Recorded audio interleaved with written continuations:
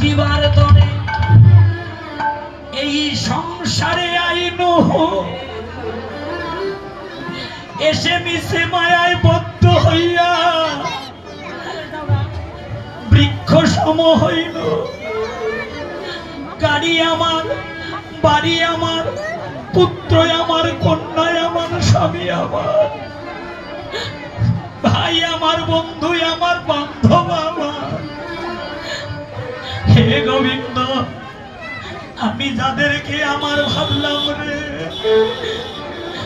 যাদের জন্য দিনকে দিন ভাবলাম না, রাতকে রাত ভাবলাম না,